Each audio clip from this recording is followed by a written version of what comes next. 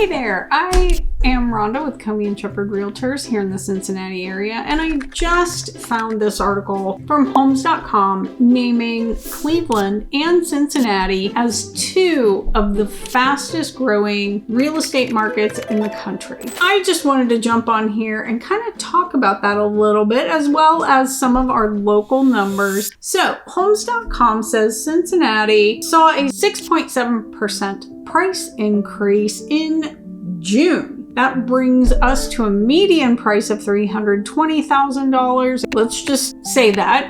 It is true, and it does align with what I'm seeing. However, I do feel like the average price just gives everyone a little more realistic number. Buyers are active, and yes, the luxury market is thriving, especially in places like Butler County. Now, this is all according to this article, where they have seen more than 12 sales over $1 million this year. But here's what they didn't mention. Indian Hill! Indian Hill has the highest priced homes in the area.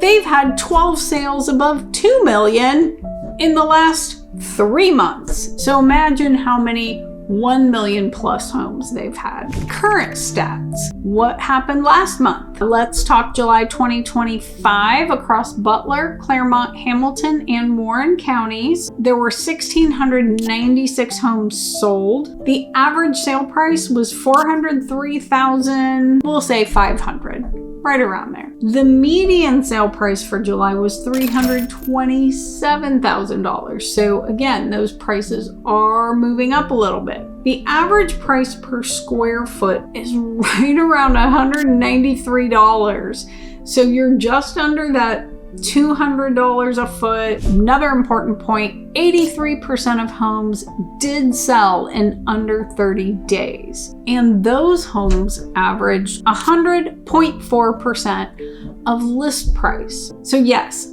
multiple offer situations are still occurring on some homes in some areas, but not everywhere. But then let's talk about our highest sale. OMG, a little bit of a record breaker, I believe. There was a home in Indian Hill that sold for $6.46 million.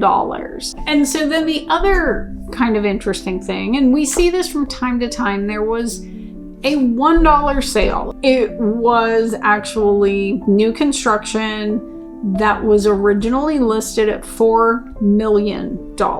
And the reason that people do put them in as $1 or whatever that number is usually for a land trust, and they're just trying to keep some anonymity. Lagging indicators. Just a quick reminder that housing data is always going to be a lagging indicator, and that just means we're looking at history. We're not looking at, today for the most part, because whatever happened today, I don't have a record of yet. So it takes time for entities to pull together that data, and they usually are a month or two behind. So even when we're talking about July, many of those contracts that closed in July were written in June. It is important to note that typically here in the Cincinnati area, I would say 90% of contracts close in 3 to 4 weeks. But I digress. When nationally you're hearing things like, the market's gonna crash, prices are coming down, blah, blah, blah. When we see that slowdown, we can expect to see it here anywhere from about 5 to 8, maybe 9 weeks later. But what's happening on the ground? Buyers are being a little more selective. Those rates did not come down. So they are offering less, or they are offering asking and not necessarily going up a lot, or they're offering, a price and using an escalation clause. But if no one brings an offer, typically they can get the house for that lower price. So they are being selective and cautious. The homes that are ready to move into, like fully ready to move into, people do not have to do a thing, and they are priced right, they're usually gone in a few days. Every once in a while, one will be, gone immediately.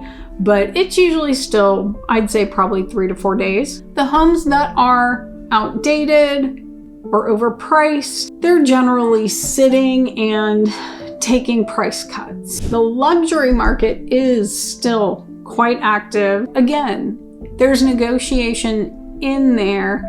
Not everything is selling at ask.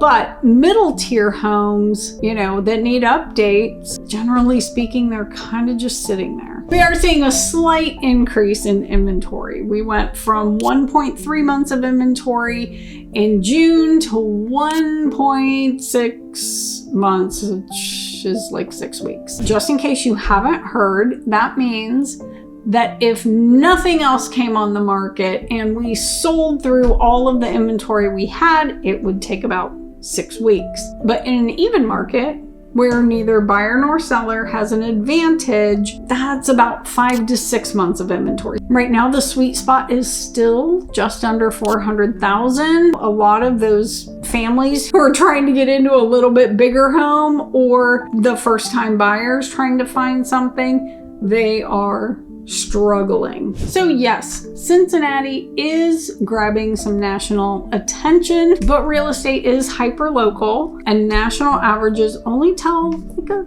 teeny tiny small part of the story. So if you're thinking about buying, selling, or just trying to make sense of this market, let's talk.